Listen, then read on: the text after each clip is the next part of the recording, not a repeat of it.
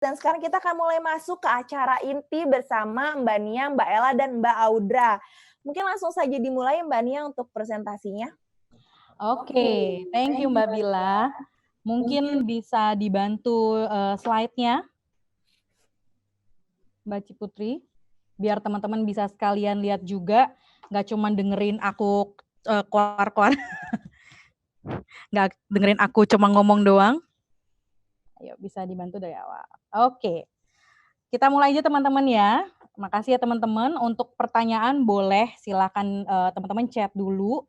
Nanti kita coba jawab satu persatu. Semoga secara waktu dan segalanya cukup ya. Dan internetnya juga jaringannya juga lancar buat semuanya. Jadi enak gitu nontoninnya. Oke teman-teman, aku akan bahas starter pack to applying for a job. Di sini sih aku akan mengkhususkan untuk kita ngebahas tentang CV. Kenapa sih CV gitu kan?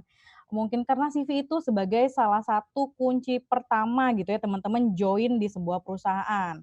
Nah, nanti aku akan jelaskan seperti apa gambaran kita dari recruiter, pengennya atau berharapnya teman-teman bisa memberikan CV seperti apa, kita akan sharing. Oke, next Mbak.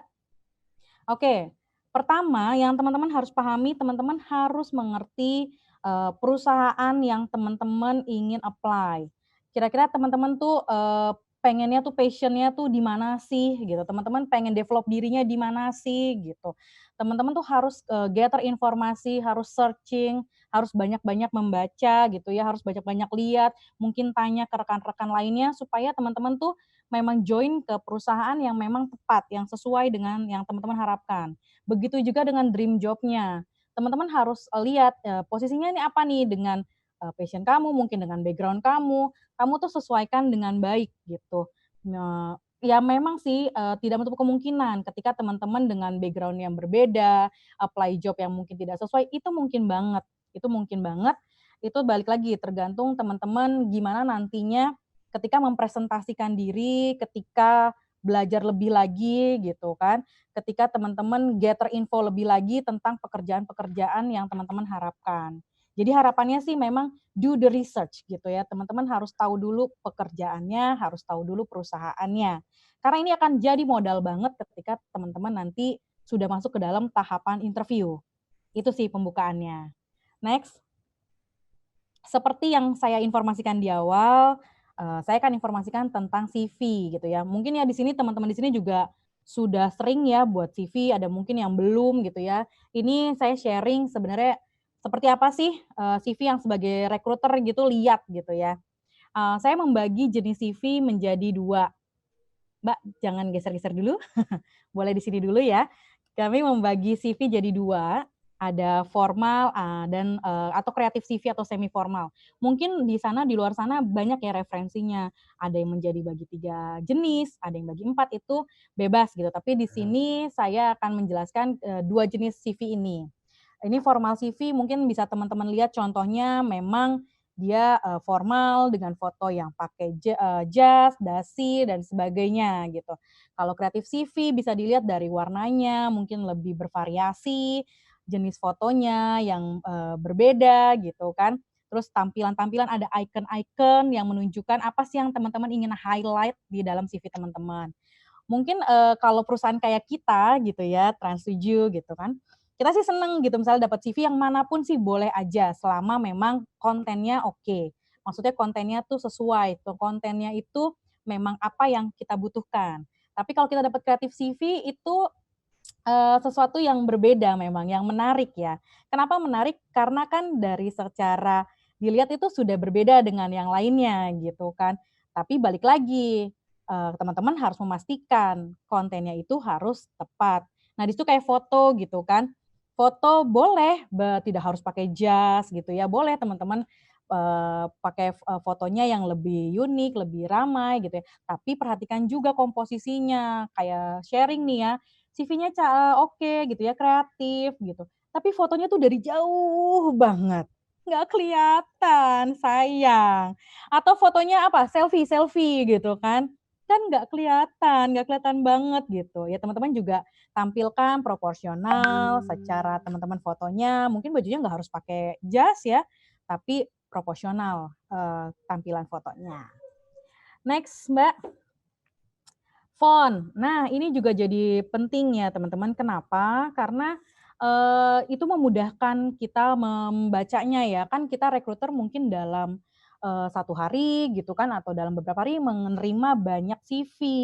Otomatis kan kita harus cepat untuk sortir, untuk memilih mana yang akan kita proses ke tahapan selanjutnya. Jadi teman-teman juga harus menggunakan font-font yang mungkin akan memudahkan untuk dibaca.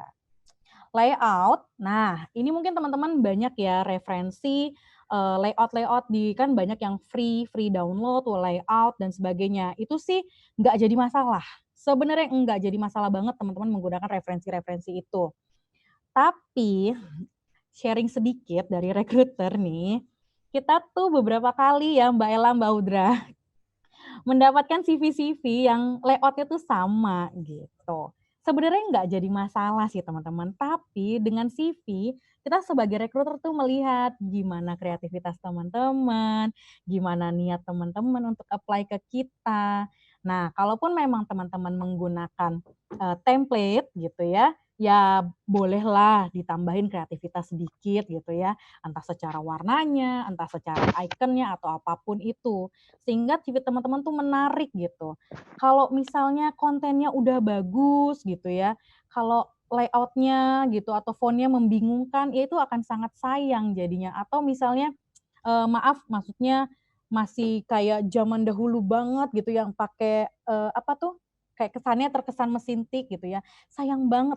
Pasti kalau teman-teman aku yakin nih anak-anak sekarang itu tuh bisa lebih dari itu buatnya. Pasti bisa lebih kece, lebih oke gitu kan. Itu menunjukkan apa ya niat teman-teman, kreativitas teman-teman. Itu sih. Oke, nextnya ini aku sharingnya nggak akan terlalu panjang ya, biar teman-teman juga nggak bosen. Jadi teman-teman nanti bisa kita saling tanya aja, sharing aja seperti apa. Nah, nextnya ini karena ini penting, ini konten. Kenapa ini jadi penting? Ya ini tuh apa yang kita baca. As a recruiter, apa yang saya baca ini ada di konten ini. Pertama, pasti teman-teman harus personal information-nya tuh jelas. Nama teman-teman siapa, tanggal lahirnya berapa dan di mana, alamat teman-teman, terus kemudian kontak person. Nah, ini nih. Kok hilang sharingannya, Kak? Lagi semangat nih, Kak. Boleh di-share lagi? Iya, bentar Mbak Nia. Ini iya, 1, 2. Nggak apa-apa, it's okay. Masih semangat kan di sana? Masih Dengerin saya? kayaknya ini makin Coba rame nih. jempolnya mana? Oke. Tadi udah lihat. Oke. Nah, udah nih Mbak Nia. Lanjut. Nah, konten nih Mbak, tadi kita bicara konten ya. Pertama, Yes. personal information. Nah, ini penting banget teman-teman, ini penting. Aku garis bawah ini penting. Terutama masalah kontak person. Kenapa? Karena yang kita hubungi pasti data teman-teman dulu yaitu phone number dan email. Jadi jangan sampai kelupaan di CV teman-teman ada email sama phone number-nya. Pernah kita tuh dapat ya dari luar, kita dapat CV gitu kan, memang dikirimnya masih by by alamat gitu ya, langsung ke sini. Kita sudah mau panggil, ternyata kita kendala banget nggak ada nomor teleponnya. Nah, itu sayang banget. Itu sayang banget. Jadi teman-teman harus pastikan email dan phone number-nya itu benar. Nah, sosial media. Ini juga teman-teman bisa cantumkan. Why gitu kan, karena kan sekarang pasti teman-teman pakai sosial media ya. Jadi kita bisa juga lihat nih dari sosial media interest teman-teman tuh gimana sih gitu.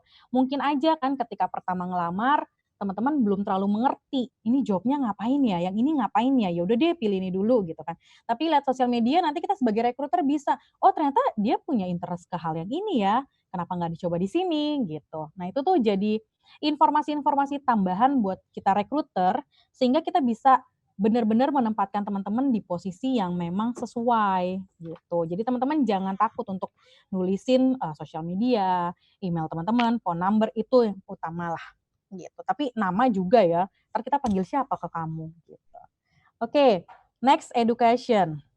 Nah, education ini teman-teman silakan cantumkan gitu ya. Pasti dari mulai apa ya, tingkat mungkin yang paling familiar tuh dari SD kali ya, SD atau SMP sampai jenjang yang tertinggi. Kalau dari kami sih, kalau boleh menyarankan, tapi ini back to teman-teman ya, ini kami menyarankan as a recruiter, teman-teman tonjolin dulu di awal education yang terakhir, gitu. Jadi kalau misalnya terakhirnya apa, D3 atau mungkin S1, tonjolin dulu yang pertama tuh yang S1-nya dulu, ke bawahnya D3, SMA, SMP, baru yang paling bawah mungkin SD. Gitu. Jadi juga jelas dari nama sekolahnya, jurusannya, IPK-nya. Nah, itu tuh teman-teman harus pick itu menjadi sesuatu yang jelas gitu. Jadi enak gitu. Balik lagi kita rekruter kan pengen mencarinya juga harus cepat gitu ya. Jadi apalagi kalau kebutuhan kita lagi urgent, nah itu tuh teman-teman personal konten-konten ini tuh harus tampilannya tuh mudah dipahami. Experiences ya, untuk teman-teman yang ada work experience, mungkin sama seperti yang education yang mungkin saran dari kita gitu, dari recruiter, tampilkan teman-teman work experience yang sekarang dulu, gitu, dari yang sekarang dulu. Jadi runtunannya tuh jelas. Yang sekarang mungkin teman-teman sebelumnya pernah pindah dari mana, itu ditampilkan. Jadi jelas secara runtunannya teman-teman, jangan apa ya, yang sekarang. Terus yang sekarang misalnya teman-teman baru mulai misalnya Februari 2019 sampai sekarang di tempat A. Nanti sebelumnya tiba-tiba di line kedua udah dari Januari 2018 sampai Agustus 2018. Terus yang selanjutnya September 2018 sampai Januari 2019 kan jadi nggak berurutan gitu. Jadi teman-teman tampilkannya itu memang secara urutan. Begitu juga dengan organization experience, committee experience. Nah ini juga jadi nilai lebih ya buat teman-teman. Apalagi kalau misalnya teman-teman gini, kalau di kita misalnya kreatif gitu ya, Mbak, tapi kan saya dari manajemen, bisa nggak nih saya kreatif ya? Kan saya nggak dari broadcast gitu, gimana?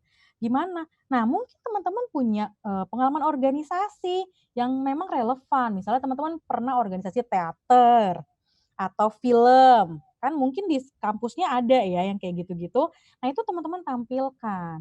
Pernah ikut keterlibat dalam kepanitiaan, pembuatan film pendek, apa segala macam. Nah, teman-teman tuh tampilkan gitu. Jadi jangan takut kalau misalnya education yang mungkin tidak relevan, akhirnya enggak deh saya enggak ngelamar gitu, sayang gitu. Kalau teman-teman memang memiliki passion, ingin aduh pengen coba gitu, dare enough gitu ya, silahkan, silahkan banget. Nah, nomor 4 nih teman-teman, achievement. Ini yang masih sering belum terlihat mungkin ya. Achievement ini menjadi sesuatu yang penting gitu. Kenapa penting ya? Kan balik lagi kita banyak menerima CV dari mana-mana gitu. Nah, terus kalau teman-teman punya achievement itu kan jadi nilai lebih gitu. Teman-teman nilai yang berbeda dari teman-teman yang punya achievement di kampus kah, atau misalnya di level lingkungan rumah, atau mungkin udah levelnya se-Indonesia gitu ya, itu harus ditampilkan teman-teman. Jadi nggak usah malu untuk menuliskan achievement gitu. Jadi teman-teman harus memperlihatkan achievement itu di tempat yang eye catchy, yang gampang kita lihat. Iya kan ya Mbak Ella ya? Bener banget ya. Kita penting banget tuh tentang achievement. Oke, next skill. Mbak belum. Nah, skill. Skill ini juga bisa nih teman-teman tuliskan gitu ya. Misalnya di kita ada yang namanya video editor. Mungkin di sini ada yang tahu ya tentang video editor ya. Tapi kalaupun nggak tahu apa yang saya jelaskan, editor itu adalah yang mengedit program-program yang ada di Trans7. Nah, kalau ternyata teman-teman, aku tuh pengen banget nih ke editor gitu ya. Terus aku tuh ngerti tentang Adobe Premiere gitu kan, kita pakai Premiere gitu atau mungkin Vegas dan sebagainya. Itu silakan dituliskan di skill-nya. Nah, jadi ketika nanti teman-teman ketemu sama user, ketemu sama kita HR gitu. Jadi itu jadi juga informasi buat kita kalau teman-teman tuh sudah memahami tentang kemampuan ini, skill ini ataupun skill apapun yang merasa teman-teman tuh uniqueness gitu, yang punya uniqueness berbeda itu silakan. Terus pengalaman training, nah ini juga sebagai modal gitu ya, modal yang berbeda gitu. Nah ini silahkan teman-teman sampaikan training-training yang pernah teman-teman ikuti, karena kan pasti dapat sesuatu yang berbeda dari training itu. Nanti jangan-jangan misalnya teman-teman ketika interview, teman-teman bisa cerita, saya pernah training ini lomba, ini di sini tuh ada gini. Nah itu silahkan banget. Nah kemudian yang terakhir adalah insert foto. Nah tadi seperti yang saya bilang ya, fotonya juga teman-teman harus proper, yang kelihatan gitu. Boleh unik, boleh kreatif boleh, tapi ya sesuai lah ya. Jadi kita bisa ngelihatnya jelas nih. Kan kayak sekarang nih kan kelihatan jelas gitu. Masalah warna, background sih kalau di kita sih kita tidak membatasi seperti apa. Tapi teman-teman jangan lupa insert fotonya dimanapun ya, mau misalnya teman-teman melamar untuk dimanapun. Nah, teman-teman pokoknya secara tampilan konten ini menjadi penting. Jadi teman-teman harus benar-benar perhatikan kontennya, penempatannya gitu ya. Mungkin di awal pasti personal information dulu, education atau experiences itu di tempat yang kedua dan ketiga. Nah, selanjutnya itu silakan teman-teman karyakan di CV masing-masing. Itu sih untuk konten. Ini aku sampaikan dulu ya, kalau ada memang pertanyaan nanti kita pas Q&A aja. Next. Oke, ketika kirim CV nih, nah ini juga jadi hal yang apa ya, sebagai recruiter menarik sih buat kita. Kenapa? Pertama, subjeknya apa? Teman-teman tuh kalau mau kirim pakai subjek. Misalnya applying for kreatif atau di subjek apa, misalnya teman-teman melamar untuk apa gitu. Jadi subjek emailnya juga kelihatan. Dan kalau bisa memang di CV tadi ketika teman-teman save gitu ya, buat baru save. Nah, nama kamu yang ada di CV itu. Jadi ketika kita save pun itu tuh nama kamu kelihatan. Jadi jangan nge-save CV gitu ya. Kan tahu kan ya kalau misalnya kamu save gitu. Nah, kalau bisa tuh nama kamu jangan cuman kan mungkin kalau langsung otomatis apa ya, angka-angka atau kode-kode gitu ya. Nah, kalau bisa itu di-rename itu jadi nama kamu. Gitu. Jadi kelihatan itu punya kamu gitu. Jangan lupa pakai subjek dan body email. Nah, kita di recruiter tuh suka bingung gitu. Ini udah nggak ada subjeknya, terus cuma CV gitu kan, terus body emailnya nggak ada penjelasan. Ini tuh maksudnya apa? Sayang sekali gitu. Nah makanya teman-teman body email ini penting. Teman-teman gambarin, teman-teman maksudnya apa, melamar untuk apa, sedikit tentang diri kamu siapa gitu ya. Itu tuh jadi apa ya? Jadi sesuatu yang buat kita recruiter tuh, oh ya dia niat. Oh iya, dia kreatif. Oh iya, dia segitu memang benernya gitu. Nah, apalagi nih kalau body email nih ya, pernah kita ketemu, tunya itu entah perusahaan yang mana, bukan yang Trans7. Itu sedih sih. Maksudnya ini tuh sebenarnya orang ini bener nggak sih pengen ngelamar ke sini gitu. Nah itu tuh jadi buat kita recruiter tuh ini bener nggak sih ngelamar ke sini? Ini dia salah nggak sih? Nah teman-teman tuh harus benar-benar perhatiin. Jangan boleh sih maksudnya kayak ngirim-ngirim email gitu ya, ngirim-ngirim lamaran yang namanya kita juga nyari kerja misalnya ya. Tapi perhatikan dengan baik body emailnya gitu. Subjeknya sesuai nggak teman-teman ngelamar ke Trans7, body emailnya bener nggak kepada yang terhormat atau Dear HR Trans7 gitu. Nah itu bener nggak. Nah attach file-nya juga tadi yang sudah saya informasikan, nama kamu, kemudian juga pakai kalau misalnya ada portofolio gitu ya, teman-teman mungkin punya portofolio yang bisa menunjang kamu ngelamar untuk posisi apa, itu boleh banget, boleh banget. Sama juga kayak apa tuh, Mbak Ella, yang selain CV ada surat yang biasa pengantarnya itu, covering letter tuh. Itu juga teman-teman tolong tambahkan gitu, supaya kita as a recruiter juga ngerti. Teman-teman tuh memang minatnya untuk ngelamar posisi apa dan benernya di perusahaan ini kah gitu. Itu teman-teman harus benar-benar tesnya bener gitu. Oke. Next-nya. Next-nya Kak. Boleh. Next. Nah, what's next? Ya pasti setelah teman-teman kirimkan. Kita akan review gitu. Kita akan menyesuaikan dengan posisi yang kita hire. Yang mana nih akan kita panggil duluan? Gitu. Nah, tidak menutup kemungkinan ketika misalnya teman-teman lamar sekarang, wah besoknya udah dipanggil. Ya berarti kita memang butuh se-urgent itu. Gitu. Jadi itu sangat memungkinkan. Dan pastinya ketika teman-teman sudah send lamaran itu, prepare yourself, prepare. Gitu. Kita nggak akan pernah tahu kita akan dipanggil kapan, tapi pastinya harusnya kita sudah siap. Siapnya itu apa? Pertama ya siap dengan dirinya, siap dengan udah ngerti posisi yang kamu lamar apa, siap dengan perusahaannya udah ngerti gitu ya. Karena sayang ketika interview, aku sharing dikit ya, kita tanya, kenapa mau masuk Trans 7 misalnya gitu. Terus, kenapa ya Mbak? Kenapa ya gitu. Kamu tahu nggak Trans 7 itu apa gitu. Even kayak gitu aja simple itu nggak bisa terjawab, itu sayang sih buat kita. Karena ketika teman-teman sudah dipanggil, berarti kita as a recruiter tuh kita punya pertimbangan buat teman-teman. Kita tuh sudah memilih teman-teman. Itu sih sharing dari aku. Kepanjangan ya, maaf ya. Mungkin masuk ke Q&A aja kali ya Mbak Bila ya. Itu sih teman-teman.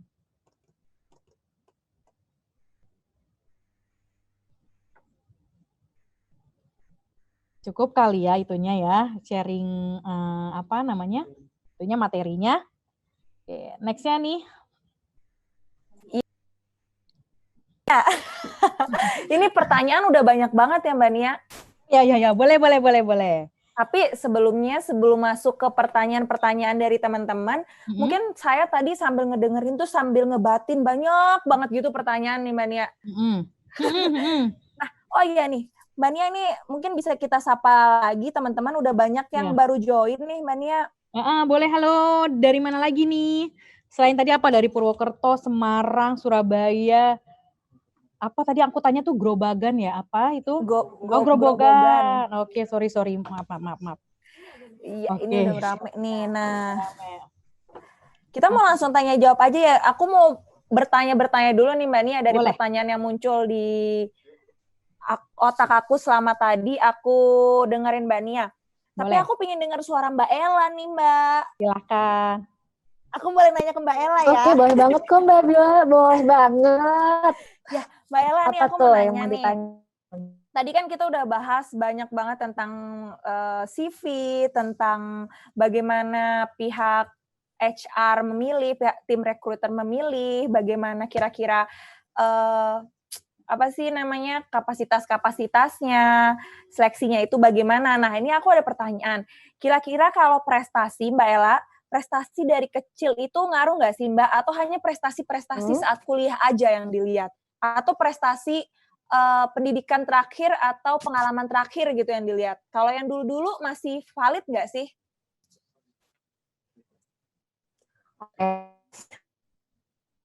Sebenarnya tadi kayak yang udah dijelasin sama Mbak Nia, jadi prestasi kecil apapun itu merupakan salah satu hal yang penting banget nih Mbak Bila buat di CV gitu, karena kamu bisa nulis prestasi apapun, jadi bukan hanya akademik, kamu juga bisa nulis prestasi non akademik kamu.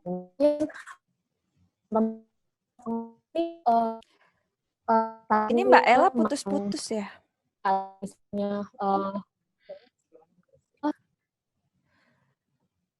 Bentar nih Mbak Ella, putus-putus nih kayaknya. Masih freeze.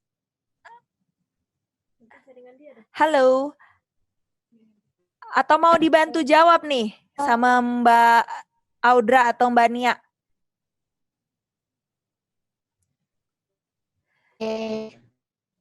Mana nih? Oke, aku coba jawab kali ya. Sorry teman-teman ya, Mbak Ellanya agak nge-freeze. Oke, jadi kalau dibilang prestasi, itu sesuatu yang penting. Memang kan nggak semua orang bisa misalnya achievement-nya di dalam pendidikan atau educational doang gitu ya. Ada hal-hal yang lain, misalnya dalam olahraga, dalam kesenian, itu silakan gitu. Tapi kalau emang teman-teman merasa banyak gitu ya, teman-teman pilih mana yang paling menarik buat misalnya untuk ditampilkan gitu. Mungkin itu secara skalanya lebih besar gitu ya, se-Indonesia gitu. Pasti kan akan lebih menarik dengan misalnya skalanya mungkin lebih kecil gitu. Nah, teman-teman pilih gitu, mana yang teman-teman mau tampilkan. Apalagi yang memang sesuai dengan posisi yang teman-teman lamar, itu menjadi hal yang sangat membantu banget ya gitu. Jadi achievement itu menjadi sesuatu yang ya teman-teman harus tampilkan. Itu yang perbedaan teman-teman dengan pelamar-pelamar lain. Gitu sih Mbak Bila. Yes, jadi apapun itu, sekecil apapun itu, dan kapanpun itu masih tetap berlaku ya Mbak Nia, karena itu merupakan sebuah track record yang sangat baik ya Mbak Nia ya. Pengalaman, track record yang benar-benar dapat dipertimbangkan ke depannya oleh tim recruiter. Nah, selanjutnya nih aku mau nanya lagi. Ini Mbak Ella sama Mbak Audra masih ada nggak ya di sini? Ada sih. Ada sih, udah ada belum ya sinyalnya Iya Mbak nih. Ella, Mbak Audra? Mbak Audra ada, Mbak Audra. Oke, langsung aja deh. Saya mau bertanya ke Mbak Audra. Nah nih Mbak Audra, kira-kira nih ada nggak sih hal yang paling sering miss dari Mbak, dari calon karyawan yang Mbak lihat nih dari calon karyawan itu? Jadi biar teman-teman di sini tuh biar pada notice gitu Mbak, apa yang harus dipersiapkan, apa yang harus diperhatikan sedetail mungkin dan jangan sampai lupa gitu Mbak. Oke, jadi paling sering salah satunya Mbak Bila yang miss ketika kita nerima CV ataupun ketika kita nerima kandidat adalah kadang mereka datang ke kita tapi lupa melamar sebagai apa, atau bahkan nggak tahu melamar sebagai apa, atau bahkan nggak tahu kita ini bukannya lowongan untuk apa aja gitu. Itu sering banget miss, makanya kami sebagai recruiter betul-betul berharap sama teman-teman sebelum teman-teman apply di perusahaan manapun atau khususnya Trans7, teman-teman harus tahu dulu nih, kita lagi buka lowongan apa aja. Kemudian teman-teman jangan lupa juga cari tahu mengenai lowongan yang teman-teman mungkin tertarik gitu. Apalagi kalau misalkan teman-teman apply lewat email, contohnya jangan lupa subjeknya juga diberikan kira-kira tulisan teman-teman tertariknya di bidang apa gitu, sebagai posisi apa, supaya kita tahu sebagai recruiter. Karena kan nanti dari situ kita juga bisa nyocokin kira-kira kualifikasi CV teman-teman sesuai nggak dengan posisi yang ingin teman-teman lamar, kayak gitu Mbak Bila. Jadi ternyata masih banyak yang lupa ya Mbak ya, udah datang bawa CV, udah bikin lamaran, tapi ternyata lupa nih pas di wawancara. Iya. Betul, sering banget Mbak Bila. Atau kadang dia tahu dia mau melamar sebagai apa, let's say misalkan kreatif, tapi ketika kita tanya apa yang dia ketahui tentang kreatif, ternyata dia nggak tahu apa-apa gitu. Jadi baiknya sih riset dulu mengenai job desk-nya, mengenai posisinya, dan juga mengenai perusahaannya. Gitu. Karena apa yang kita lamar nantinya, kalau kita keterima, kita akan mengerjakan itu setiap hari gitu ya. Jadi kalau kita sendiri belum paham, gimana nanti mau mengerjakannya gitu dengan maksimal ya Mbak? Betul banget Mbak Bila, karena kan enak ya kalau misalkan teman-teman mengerjakan pekerjaannya memang sesuai dengan passion teman-teman gitu. Yes. Nah ini mumpung sama Mbak Audra, saya langsung aja kali ke pertanyaan berikutnya sama Mbak Audra juga ya. Oke. Ya, nih Mbak, jadi untuk saat wawancara, hal apa sih Mbak yang wajib dibawa sama calon karyawan? Karena mungkin kadang simpelnya tuh ada yang suka ketinggalan ya, kayak misalkan pulpen, saya pernah lupa pulpen. Terus kayak lupa pensil atau apa, itu apa sih barang-barang yang harus benar-benar dibawa, walaupun misalnya kadang tidak dijelaskan persyaratannya oleh tim rekrutmen sebelumnya. Oke. Jadi hal terpenting yang harus dibawa salah satunya adalah alat tulis ya. Karena alat tulis kita bisa gunakan entah mungkin kita ketika datang diminta untuk isi form apa, atau mungkin diminta untuk mengerjakan tes tambahan dan lain sebagainya. Kedua adalah hard copy CV. Mungkin teman-teman bingung ya, kenapa sih harus bawa CV lagi, sedangkan kan udah kirim via email atau website dan lain sebagainya. Nah, tapi itu penting teman-teman supaya memudahkan recruiter ketika nanti mereview gitu. Jadi jaga-jaga aja bawa hard copy CV. Setelah itu juga untuk teman-teman yang apply untuk posisi yang kira-kira membutuhkan portofolio, jangan lupa juga dibawa portofolionya yang berupa hard copy. Kenapa hard copy? Supaya again recruiter bisa lebih gampang mereviewnya gitu. Nah, mungkin ada yang nanya kalau video gimana nih Mbak hard copy-nya? Nah, kalau misalkan ada yang video nih portofolionya, teman-teman mungkin bisa siapin dulu dimasukin ke HP. Jadi sewaktu-waktu recruiter minta, teman-teman bisa gampang nunjukinnya. Jadi nggak perlu scrolling lagi Instagramnya atau Google Drive-nya, jadi udah disiapin di HP. Gitu Mbak Bila. Oke, thank you ya Mbak Audra. Ini udah banyak banget yang dijawab sama Mbak Audra. Nah, aku sekarang mau kembali bertanya ke Mbak Ella. Halo Mbak Ella, boleh di-mute? Boleh di-unmute, sorry. Oke. Iya. Ini udah lancar ya koneksinya lagi ya. Iya, udah nih. Iya. Oke, bismillah. Mbak Ella nih, pertanyaan yang sering banget muncul nih, dan ini juga merupakan pertanyaan saya dulu waktu ngelamar pekerjaan ya. Eee, Kenapa sih setiap proses di perusahaan itu biasanya calon karyawan itu harus menunggu sekitar 1 sampai 2 minggu? Kebanyakan sih emang 2 minggu ya. Nah, itu kenapa sih, Betul. Mbak, kira-kira? Oke, kenapa sih 2 minggu?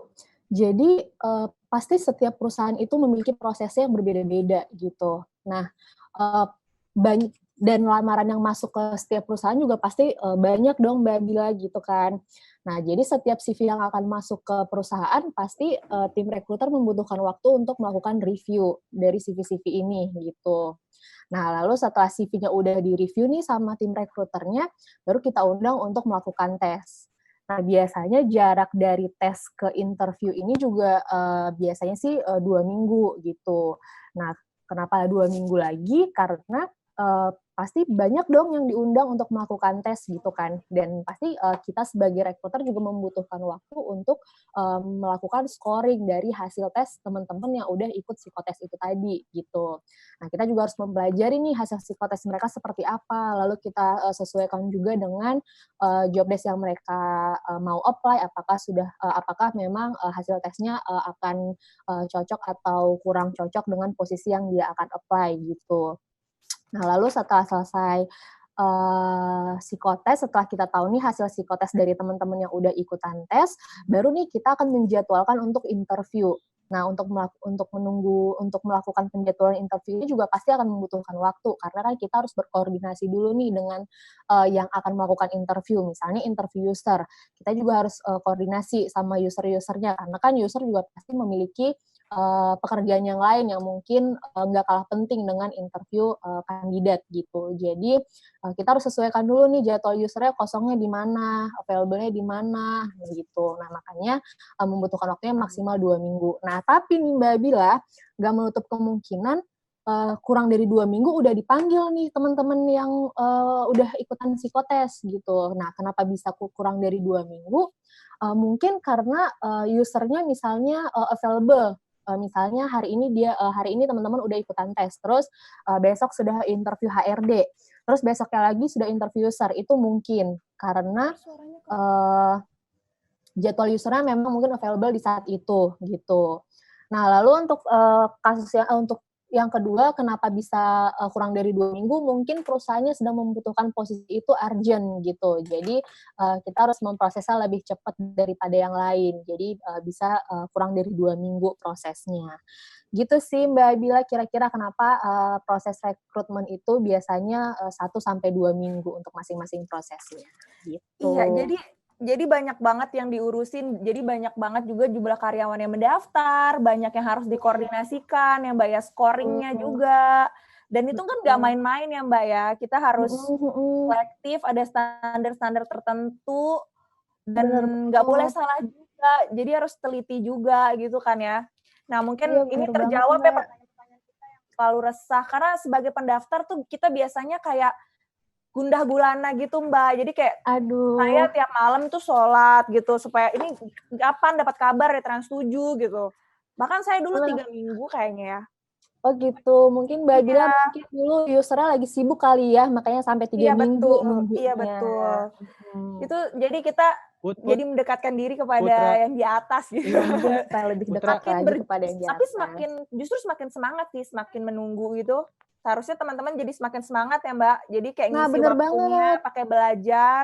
Bener banget Mbak Bila. Jadi, bukan karena dikasih waktu 2 minggu nih dari proses A ke lo proses B mau dikasih waktu 2 minggu, induction training terus, mau teman-teman bisa hari leha-leha. Senin Jadi atau hari jangan Rabu seperti itu. Jadi jam kalau 11? bisa dalam masa menunggu ini, teman-teman juga harus mempersiapkan diri nih untuk melakukan, tes selanjutnya Tapi kan gitu. ketika Jadi butuh misalnya tes selanjutnya sore. adalah interview.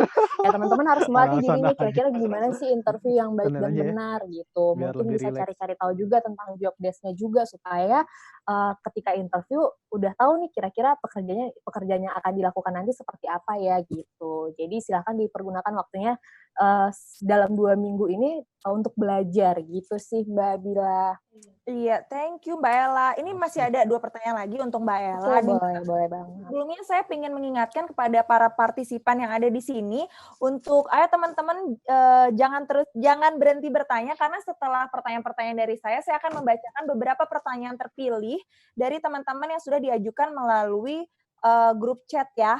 Di Zoom grup chat ini udah lumayan banyak sih sebenarnya, cuman beberapa ini udah saya rangkum di pertanyaan-pertanyaan yang tadi.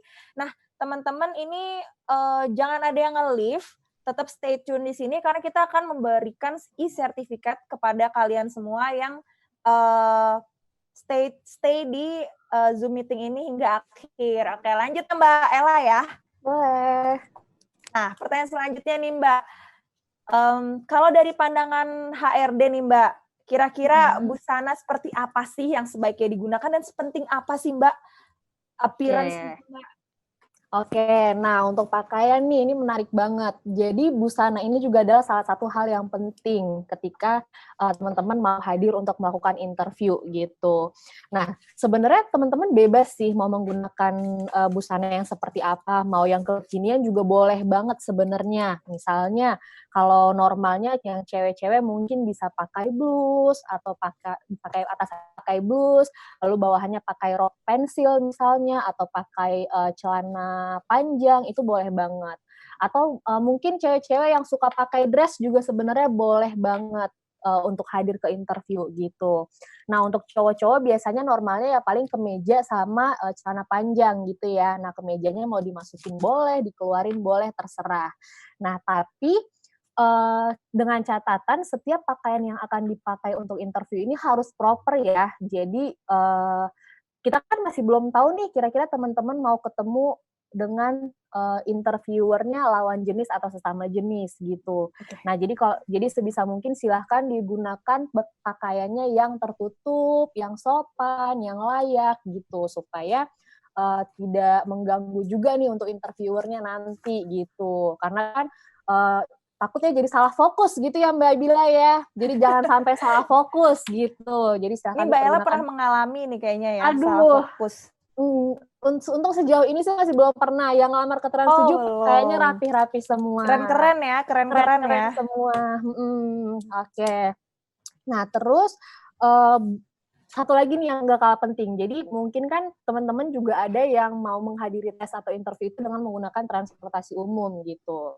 Nah, mungkin setelah menggunakan transportasi umum, sebisa mungkin sebelum masuk ke sesi interview, mungkin kalian boleh gitu dandan dulu lah gitu, mempersiapkan diri di kamar mandi gitu. Jadi kalian harus memperhatikan penampilan kalian dulu nih ke kamar mandi kira-kira karena kan kita nggak tahu ya di transportasi umum kalian akan suasananya akan seperti apa, orang-orang yang kalian temui seperti apa gitu. Jadi kalian mungkin bisa datang lebih cepat. Lalu sebelum interview kalian juga boleh ke kamar mandi dulu untuk mempersiapkan diri dulu, rapi-rapi, bersih-bersih gitu. Nah, satu lagi nih yang gak kalah penting itu adalah wangi-wangian gitu. Nah, karena kan di transportasi umum kita juga nggak tahu ya kita ketemu sama siapa, orang-orangnya seperti apa, apakah rame, apakah banyak debu, banyak asap gitu. Jadi mungkin kalian bisa mempersiapkan pewangi atau parfum supaya ketika masuk ke ruangan interview wanginya enak gitu, fresh supaya ya, fresh betul, supaya nggak mengganggu juga, supaya yang interviewernya juga nyaman ngobrol sama teman-teman gitu. Jadi lama ya Mbak ngobrolnya karena nyaman. Iya jadi lama, takutnya tapi enggak lah, jangan sampai berlebihan ya. Oke, nah supaya satu lagi nih Mbak bilang kenapa harus wangi, kenapa harus rapi? Karena itu juga bisa menambah kepercayaan diri loh. Jadi ya, dia betul, mungkin akan lebih pede nih untuk menjawab setiap pertanyaan-pertanyaan yang nanti akan diajukan oleh interviewernya. Gitu sih, Mbak. Ya, jadi harus lengkap ya, Mbak ya. Satu paket penampilan oke, wangi dapet, terus pengetahuannya mantap. Bener banget. Karena udah belajar. Jadi itu interviewernya tuh rekruternya pas ketemu kayak happy gitu ya. Jadi kan ketika first impression-nya happy, ke belakang-belakangnya makin tuh, Mbak. Bener banget. Kita juga jadi seneng gitu untuk interview sama dia gitu. Nah nih Mbak, kadang ya Mbak, kan kadang-kadang nih kita kalau lagi interview gitu ngelamar kerja, karyawan itu suka gugup atau nervous ya Mbak Ella. Nah, Benar-benar banget. waktu wawancara tuh ya pastilah kita semua gugup. Padahal mungkin kita tuh bisa nih ngejawab sebuah pertanyaan yang diajukan sama recruiter. Tapi kadang kita kayak suka blank gitu loh Mbak. Nah kira-kira ada tips nggak sih dari Mbak Ella untuk menghindari kegugupan ini? Tipsnya tuh apa aja gitu Mbak? Oke, kalau gugup itu sih pasti ada ya Mbak. Ini aja saya sekarang lagi gugup nih. Tadi sebelum kita mulai ini saya gugup nih gitu. Nah, cuman yang paling penting yang bisa membuat kita gugup ya semakin berkurang adalah teman-teman harus mempersiapkan diri sebelum melakukan interview gitu. Nah, ketika teman-teman sudah persiapan sudah matang, nanti pelan-pelan pasti gugupnya akan hilang gitu. Nah, gimana sih cara mempersiapkan diri itu adalah kamu harus bisa bertanggung jawab pada apa yang kamu tulis di CV kamu gitu. Jadi pasti nanti pertanyaan-pertanyaan yang akan diajukan itu kurang lebih nggak jauh dari CV yang sudah dikirimkan ke perusahaannya gitu. Jadi kamu harus bisa mempertanggungjawabkannya. Kira-kira kamu harus bisa mempertanggungjawabkannya gitu. Makanya kamu harus mempersiapkan diri gitu sih. Nah, selama kamu udah mempersiapkan diri, pasti rasa gugupnya nanti sedikit demi sedikit akan menghilang sih gitu, Mbak. Iya, jadi sebenarnya itu adalah jawabannya itu sepaket komplit yang udah dijelasin dari tadi awal Mbak Nia Bener banget. nyampein sampai ke Mbak Ella tadi, sampai penampilan itu semua satu paket yang sebenarnya mengumpulkan tingkat kepercayaan diri dari calon karyawan itu sendiri ya Mbak Ella ya. Betul banget Mbak. Mbak Ella ini kita mau lanjut ke pertanyaan dari teman-teman atau mau pemutaran video dulu nih? Kita mau terakhir aja ya? Iya, selesain Q&A dulu kali ya. Oke. Ini langsung aja nih ya. Bebas nih dari Mbak Nia, Mbak Ella, atau Mbak Audra yang mau menjawab. Jadi ini ada pertanyaan nih. Pertanyaan pertama dari Kamaludin Badilah. Dia nanya, saya mau tanya Kak, apakah tes psikotes itu menentukan keterimanya seseorang dalam bekerja? Apakah tes psikotes itu penting mungkin ya maksudnya untuk menjadi dasar diterimanya seseorang dalam sebuah pekerjaan? Gimana nih yang mau menjawab siapa dulu nih? Mbak Nia? Nah, boleh Mbak Nia. Udah. Psikotes itu penting apa enggak ya? Itu pertanyaannya ya Mbak Bila ya? Yes. Iya teman-teman, itu penting banget. Makanya ketika teman-teman sudah dipanggil di tahapan selanjutnya itu psikotes, ketika sudah CV-nya udah kita sortir, teksnya adalah psikotes, kita akan bilang di awal kalau ini bukan cuma sekedar main-main atau formalitas, enggak. Karena psikotes ini menentukan teman-teman kita lanjutkan atau tidak. Kita lanjutkan dalam hal apa? Kita akan lihat secara faktor mungkin kecerdasannya, personalitinya, itu semua akan tergali di psikotes. Nah, mungkin sekarang nih ya Mbak Bila, setahu saya tuh banyak teman-teman yang mungkin bisa join kayak pelatihan-pelatihan tentang alat tes. Ada kan ya? Nah, itu pelatihan alat tes. Itu silahkan. Teman-teman kalau mau ikuti silahkan. Tapi teman-teman harus pahami adalah setiap perusahaan itu tesnya beda-beda. Ya, jadi belum tentu dalam pelatihan itu memang semuanya dipelajari. Dan kalau dari kita rekruter, teman-teman jangan kaku akhirnya terpaku sama jawaban-jawaban yang ada yang diajarkan di situ. Itu jadi kita sebagai rekruter tidak melihat teman-teman sebenarnya itu seperti apa. Padahal dari hasil psikotes itu, itulah yang akan salah satu yang menentukan teman-teman akan kita arahkan untuk posisi apa. Bisa saja kan ketika nanti next-nya ketika interview, kita lihat nih dari hasil tes, oh sebenarnya ini cocok nih untuk posisi yang sedang kita buka, posisi A, padahal mungkin dia melamarnya B. Nah itu pasti kita akan ada proses diskusi dalam interview. Kita melihat, kamu cocok untuk posisi A, posisi ini akan seperti ini, kamu oke enggak gitu. Jadi selama psikotes ya tampilkan diri teman-teman tuh apa adanya juga gitu. Jadi kita bisa kliknya tuh dapet gitu, bisa sesuai. Itu sih Mbak Bila. Makanya tuh sejalan sama tadi ada pertanyaan aku baca sedikit ya Mbak bilang. Iya. Ada yang Kak di dalam setiap produksi, dalam setiap departemen pasti ada karakternya kan. Nah itu dia, ada. Setiap posisi pasti ada karakternya masing-masing. Maka dari itu, itulah maksudnya psikotes itu menjadi guidance kita untuk bisa menyesuaikan teman-teman ada di posisi apa. Karena balik lagi setiap posisi punya karakter masing-masing, punya harapan masing-masing gitu ya, posisi itu gitu ya, cocoknya gimana. Nah, itu sangat membantu ketika psikotes. Itu sih Mbak Bila. Yes, makasih banyak loh Mbak Nia atas jawabannya. Jadi emang ya Mbak Nia, itu udah ada standar tersendiri dari pihak recruiter mengenai batas-batas atau nilai-nilai psikotes di tiap-tiap bagiannya ya Mbak ya. Ya, bukan Jadi cuma tidak bisa nilai Mbak Bila. Karakter personality orangnya iya gitu. betul. Sesuai atau tidak Ya, gitu ya Mbak ya. Iya, betul Mbak Bila. Iya. Oke, lanjut nih Mbak. Ada pertanyaan kedua nih. Saking banyaknya pertanyaan saya jadi bingung nih. Ya Apa ini Mbak. tuh? Nah, ini ada yang nanya, ketika sesi wawancara, apa yang paling dilihat dari kandidat atau pelamar? Ataukah lebih ke communication skill atau skill yang berkaitan dengan attitude, Kak? Ini pertanyaan dari Elis Galista. Oke. Ini aku lagi coba jawab ya. Nanti selanjutnya mungkin Mbak Ella dan Mbak Audra. Oke, siap. Ketika wawancara, ya kita akan melihat kamu sebagai sebuah paket ya, diri kamu gitu. Misalnya siapa tadi Elis gitu ya. Kita akan melihat kamu sebagai Elis dari mulai awal dari CV ya, kan kita terima dari CV, hasil tes gitu ya. Dan Elis pas ketika datang gitu, Elis bisa nggak kayak tadi Mbak Ella bilang, bisa nggak mempertanggungjawabkan misalnya istilahnya mempertanggungjawabkan apa yang sudah kamu tulis di CV. Nah, itu kan ada kemampuan communication skill juga kan gitu. Nah, itu tuh ya kita lihat semuanya secara package. Balik lagi setiap posisi kan pasti punya apa ya kriterianya gitu ya. Tapi at least kriteria dasar seperti communication, seperti attitude itu menjadi nilai yang akan kita lihat dulu di awal. Nanti kan ke belakang-belakangnya ketika interview akhirnya tergali masalah skill gitu ya, masalah minat, teman-teman seperti apa senengnya gitu. Nah, jadi semua tuh whole package itu menjadi sesuatu yang komplit gitu loh Mbak Bila. Yes. Gitu. Oke, thank you Mbak Nia ya atas jawabannya. Ini semoga menjawab ya. Menjawab banget dong Mbak Nia. Iya. Ini saya dari tadi yang mencatat nih. Oh, ini selanjutnya yang mau menjawab ke Mbak Ella ya kali ya. Habis itu baru ke Mbak Audra ya. Oke. Ini ada pertanyaan dari Christian Andri.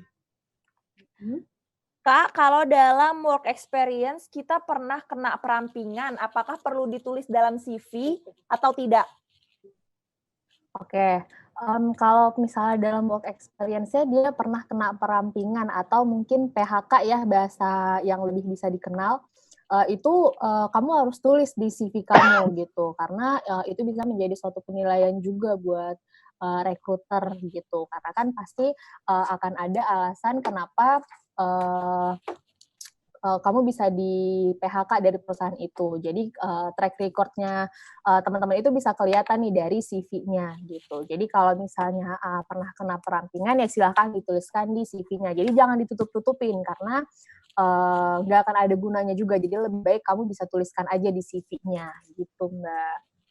Jadi harus tetap ditulis ya Mbak ya, harus karena itu merupakan ditulis, sebuah track record ya. Betul, karena kan itu pengalamannya juga kan, siapa tahu posisi itu sesuai dengan posisi dia di perusahaan yang dia di PHK itu sesuai dengan job yang dia mau apply nih di perusahaan kita gitu Mbak. Oke, berarti terbuka aja karena nanti tetap ada pertimbangan-pertimbangan sendiri balik lagi ke recruiternya itu ya Mbak ya. Benar banget. Iya, ini Mbak Ella nih sekalian ya, ini ada pertanyaan yang lumayan ringan, mungkin sebenarnya ini tadi udah terjawab di diskusi-diskusi kita sebelumnya, cuman mungkin ini ada teman yang baru masuk Mbak, saya langsung aja bertanya Mbak Ella, ini dari Maria Wuri. Kak mau tanya, apakah pelamar kerja harus melamar sesuai jurusan atau tetap terbuka dengan jurusan apapun untuk posisi apapun? Sebenarnya udah 100 lebih. Nah, kalau pelamar harus melamar sesuai jurusan atau enggak gitu.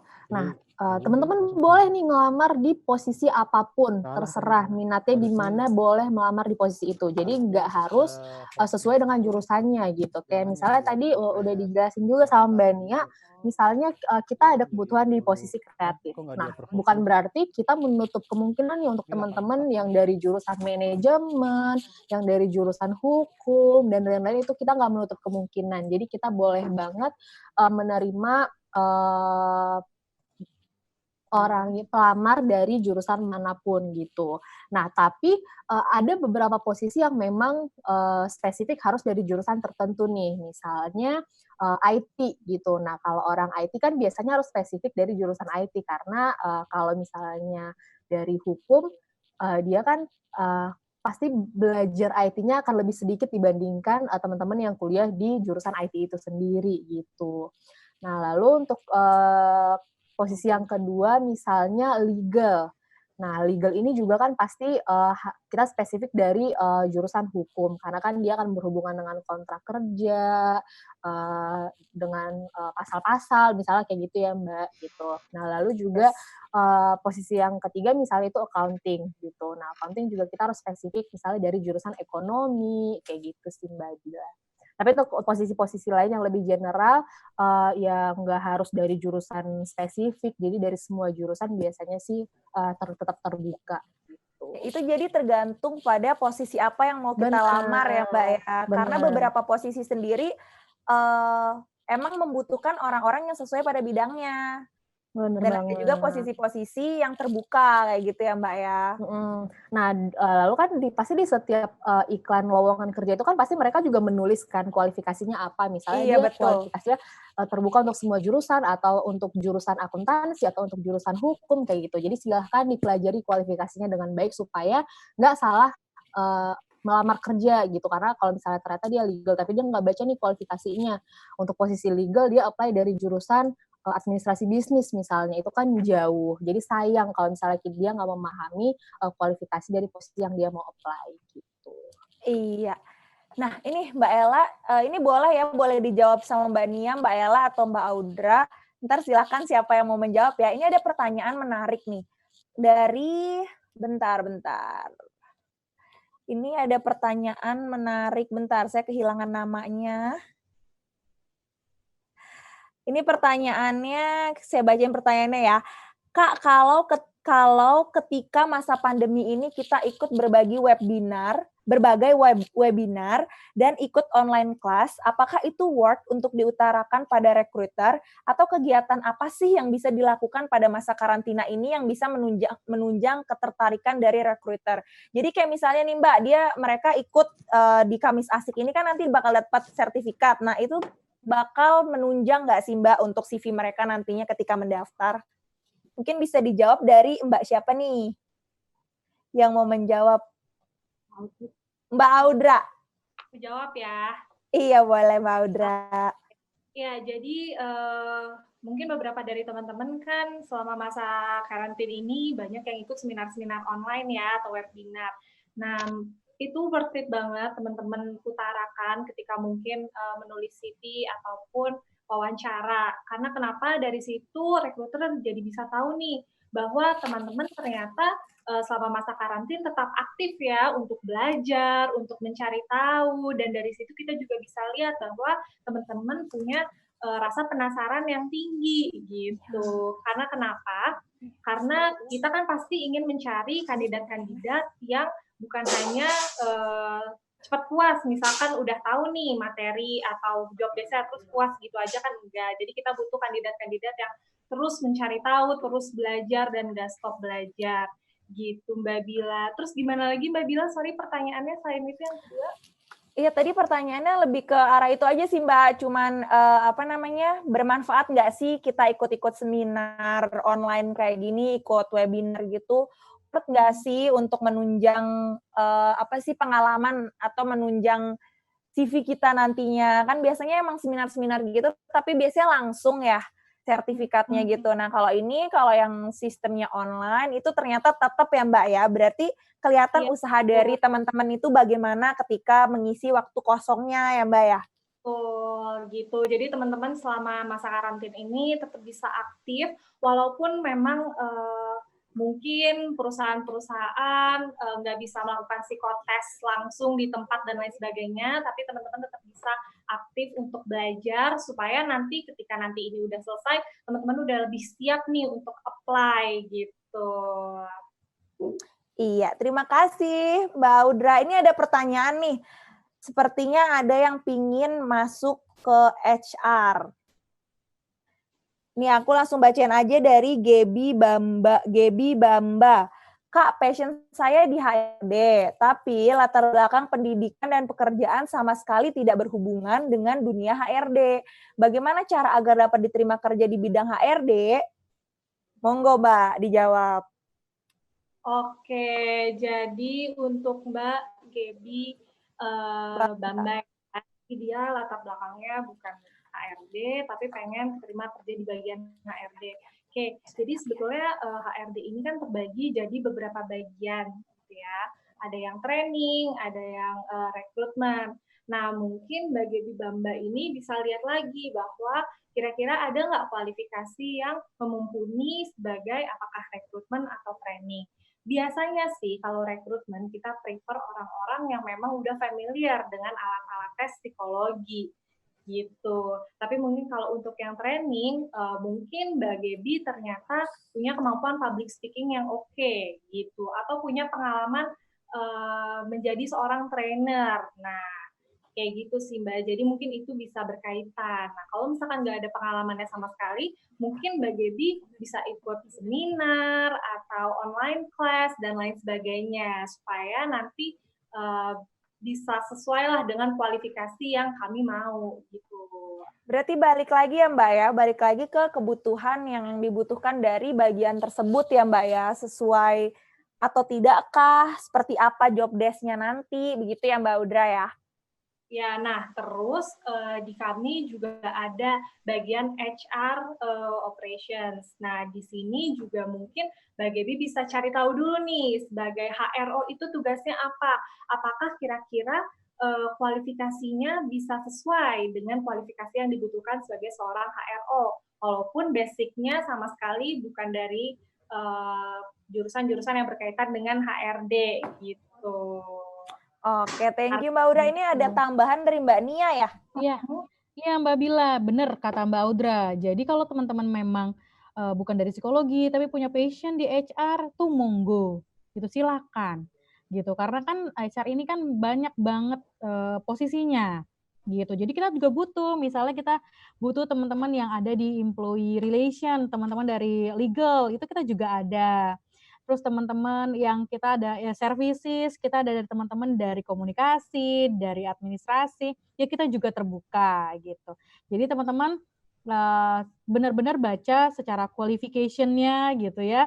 Kalau memang sedang dibuka yang buat umum, berarti memang kita membutuhkan kualifikasi yang umum gitu. Even ya teman-teman nih ya, kita juga ada kan tentang kesehatan ya. Kalau di HR kan kita ada kesehatan employee ya gitu ya.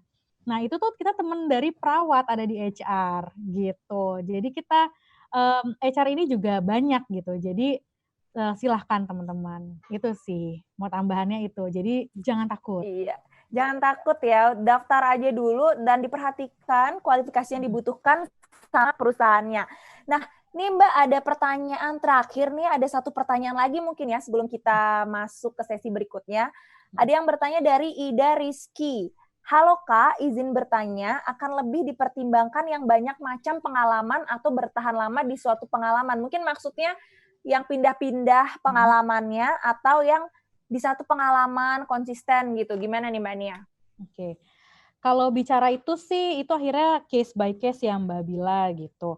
Bukan berarti yang terus menetap itu akan lebih oke dibanding yang pindah-pindah, atau yang pindah-pindah akan lebih oke dibanding yang menetap gitu. Itu case by case banget gitu. Alasan orang pindah-pindah itu kan juga menjadi suatu reason yang penting gitu. Kenapa sih pindah gitu.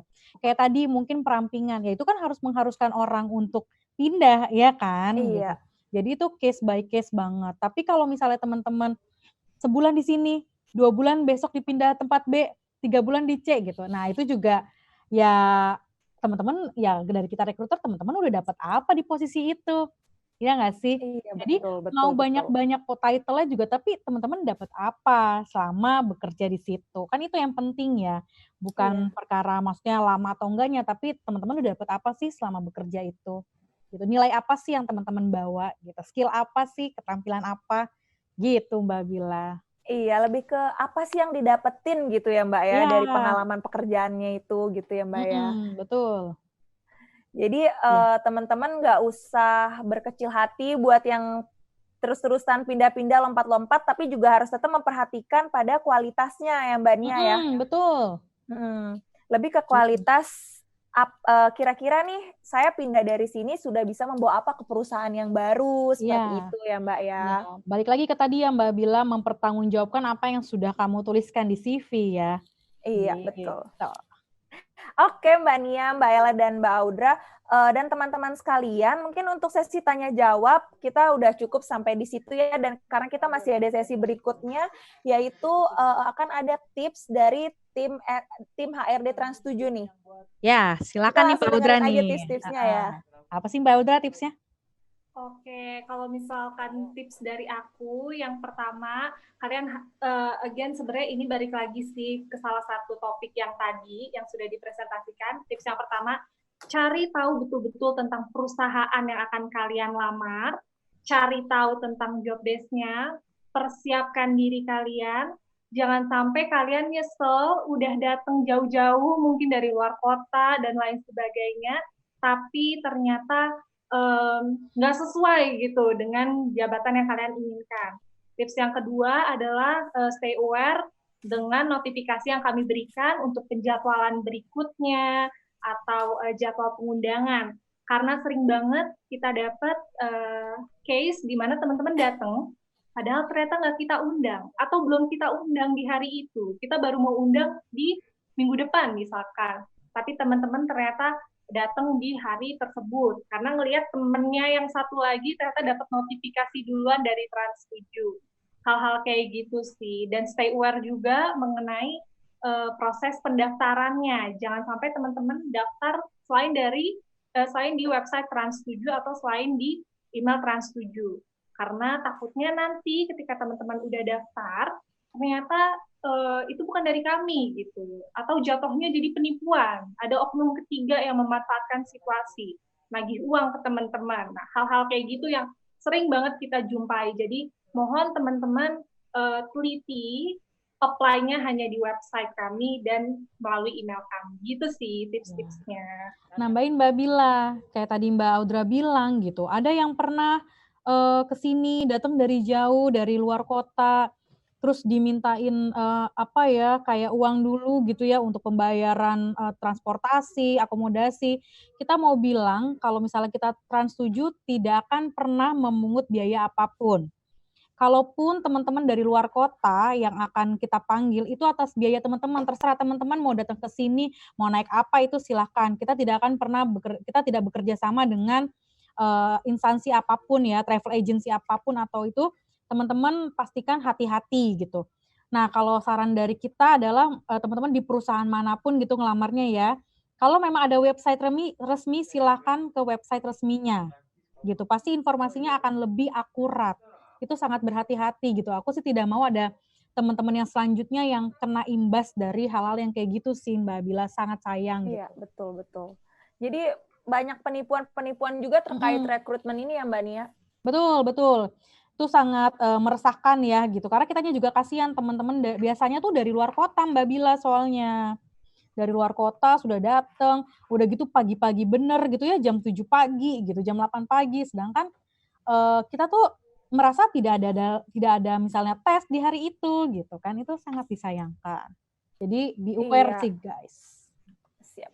Terima kasih Mbak Nia dan Mbak Ella dan juga Mbak Audra atas pesan-pesannya dan atas sharingnya tadi yang banyak banget nih ilmu buat kita semua ya untuk teman-teman yang ingin mencari pekerjaan.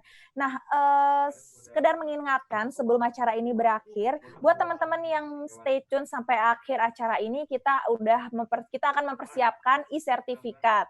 Dan juga untuk yang beberapa pertanyaan terpilih tadi, kita udah memilih lagi untuk 3 orang akan mendapatkan souvenir dari Trans7.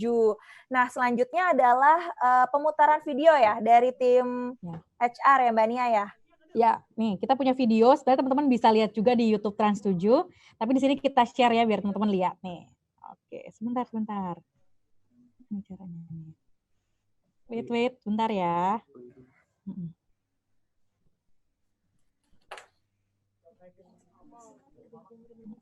Bentar. Mana nih? Oke. Nah, udah bisa Mbak Nia? Oke, bisa. Iya, oke. Silakan.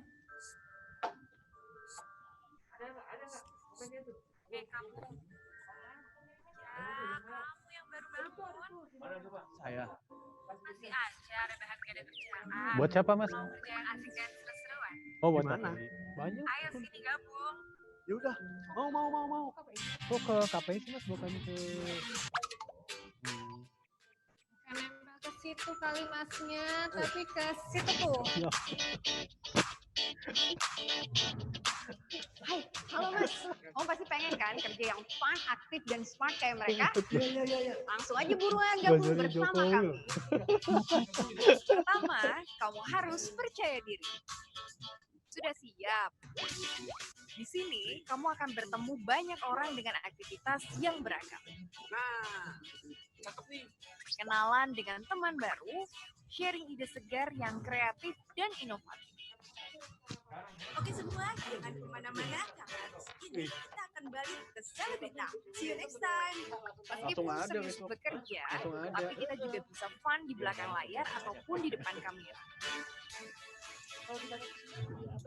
Bersama kami juga bisa jalan-jalan loh, berkenalan dengan orang baru dimanapun berada, sambil mendapat inspirasi seru buat program kesayangan. Aduh, padahal belum lolos. Gak ada yang nggak mungkin, Gimana ya? semua didukung dengan tim yang solid dan kompeten. Saling bersinergi, kerjasama, dan bersinar bersama. Menjadi bagian penting dari proses informasi yang disampaikan kepada masyarakat luas. Itu kali Mas. MNC pakai nuklir kali, boom. MNC gua tahu udah punya Punya lagi, nasi kamu bungkusnya bisa juga tahu tahu, duluan jangan sama mana yang bakal ditayangkan nantinya. MNC itu cuma berapa? 10 juta. Update banget 35. kan? Kecil banget MNC. Gimana? Udah kebayangkan? Oh, dia Serunya Tapi kok dia bisa menguasai... buruan bergabung dan menjadi bagian dari kami dan kunjungi website Dia karya kalau Trans7. ininya ya, pesertanya dia ada